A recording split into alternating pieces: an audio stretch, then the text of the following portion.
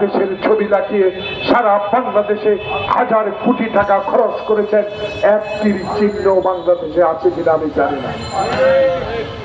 এত অহংকার, অহংকারের পতন হয়েছে। তাই আজকে আমাদের কথা স্পষ্ট, আমরা নির্বাচন চাই, সময়ও দিতে চাই, যৌক্তিক সময় অবশ্যই দিবে। পৌরসভার ময়লা, সিটি কর্পোরেশনের ময়লা স্তূপ হয়ে গেলে গন্ধ বাড়ে, যদি পরিষ্কার পরিচ্ছন্ন কর্মীরা সেগুলো অপসারণ না করে পাবলিক পাশে গিয়ে হাঁটতে পারে না। প্রিয় বন্ধুগণ, শেখ হাসিনার প্রতাত্ত্বদের এই গন্ধ আমাদের নাকে এখনো আসে, তারা ষড়যন্ত্র করছে। এই ষড়যন্ত্র থেকে আপনাকে বের হতে হবে, কারণ আপনার মানসিকতা হলো বাংলাদেশের 18 কোটি মানুষকে আগামীতে এমন একটি নির্বাচন উপহার দিবেন, সেই কথা নিয়ে আপনি আজকে ছাত্র বৈষম্য জনতার আন্দোলনে প্রধান উপদেষ্টা। আপনার বিরুদ্ধে কোনো অভিযোগ আমরা তুলতে চাই না, তোলার কোনো প্রয়োজনীয়তা নাই, কারণ আপনার মতো একজন স্বচ্ছ ব্যক্তি আমাদের এখন প্রধান উপদেষ্টা। আপনার করণীয় অনেক, আমরা জানি আপনার আশা অনেক, আপনি আমাদের উপর ভরসা করতে পারেন। আপনাকে অস্বস্তিকর করে তোলার জন্য আওয়ামী লীগের যেই ষড়যন্ত্র শুরু হয়েছে, আমার নেতা তারেক রহমান বলে দিয়েছে বাংলাদেশে এই বিপ্লবী সরকারকে টিকিয়ে রাখতে হবে, এটা আমাদের পবিত্র দায়িত্ব। কারণ আমরা আবার চাই না আওয়ামী লীগ, যুবলীগ, ছাত্রলীগ আবার 303 অস্ত্র হাতে নিয়ে বাংলাদেশের মায়ের বুক খালি করুক। আমরা চাই না আবার আরেকজন আফরার হোক, আমরা চাই না আরেকজন বিশ্বজিৎ হোক।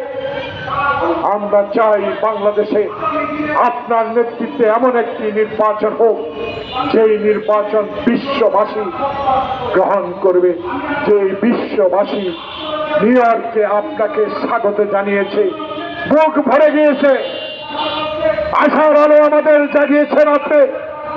আপনার মতো একজন পবিত্র সৎ ব্যক্তিকে বাংলাদেশের মানুষ পেয়েছে, কিন্তু 2 মাসেও আমরা আপনার থেকে প্রত্যাশা পূরণ দেখতে কিছুটা মন্তর গতি বলে মনে হচ্ছে।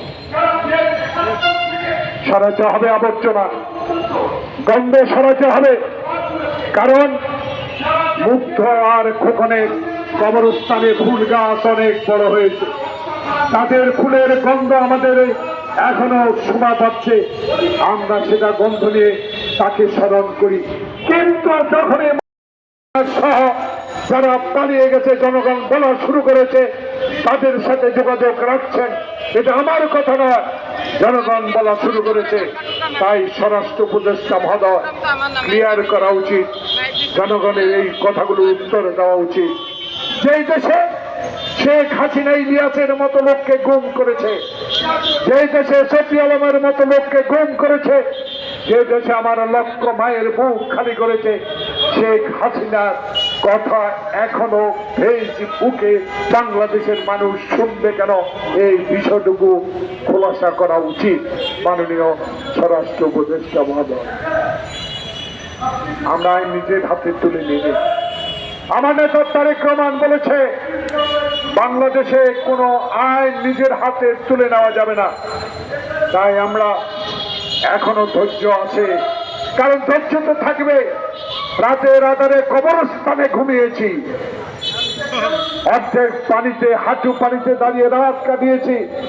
হারুন বিপ্লব যে অত্যাচার বাংলাদেশে মেহেদিরা করেছে, তার স্মৃতি মন্থন করে এখনো চোখের পানি আছে। প্রিয় সাংবাদিক বন্ধুগণ, বৃষ্টিতে ভিজে আপনারা সংবাদ সংগ্রহ করেন, রোদে আজকে পুড়ে সংবাদ সংগ্রহ করতেন। শেখ হাসিনার ইঙ্গিতে সেদিন সেই সংবাদগুলো আপনারা প্রকাশ করতে পারতেন না, NSI, DGDFI যা বলে তাই লিখে দিতেন। তখন শুনতাম তারেক রহমানের ভাষণ, তারেক রহমানের কোন ছবি ইলেকট্রনিক মিডিয়া, প্রিন্ট মিডিয়া প্রকাশ করা যাবে না। তখন শুনতাম খালেদা জিয়ার কোনো বক্তব্য দেওয়া যাবে না। প্রিয় বন্ধুগণ, এখন বুক ভরা আশা নিয়ে ছাত্র বৈষম্য জনতার আন্দোলনে আজকে স্বাধীনভাবে কথা বলার, স্বাধীনভাবে আপনারা লেখার, আপনারা প্রচার করার সাহস পেয়েছেন। কিন্তু আপনাদের মাঝেও এখনো কিছু কিছু হাসিনার প্রেতাত্মা আছে বলে পাবলিক মনে করে। আমি বুঝি না, যেখানে তারেক রহমানের ছবি লেখা প্রকাশ করা যেত না, সেই খুনি শেখ হাসিনার ছেলে জয়ের কথা কেন পত্রিকা প্রিন্ট মিডিয়া আসে? জনগণ এটা জানতে চায়। এটা আমার কথা নয়। বুক ভরা আশা নিয়ে 1971 সালে খালি পায়ে হাত প্যান্ট পরে যুদ্ধ করেছিলাম। সেই যুদ্ধে সেদিন আওয়ামী লীগ মুক্তিযুদ্ধের সপক্ষে একটি কথাও বলে নাই। শ্রীদেবী রাখা অমিতাভ বচ্চনের ছবি দেখে যারা কলকাতায় জীবন কাটিয়েছে, মুক্তিযুদ্ধ করেছে, বাংলার কৃষক, শ্রমিক, ছাত্র জনতা সেদিন রেসকোর্স ময়দানে এসে বলেছিলেন, আমি বাংলাদেশের প্রধানমন্ত্রী, আমি বাংলাদেশ স্বাধীন করেছি। শেখ হাসিনা জোর করে বলতেন, সব দিকের সব খবর আপনাকে জানাতে আমরা আসছি 20 অক্টোবর। আজই আপনার হকারকে বলুন। দৈনিক রূপালী বাংলাদেশ, মুক্ত চিন্তার দুরন্ত প্রকাশ।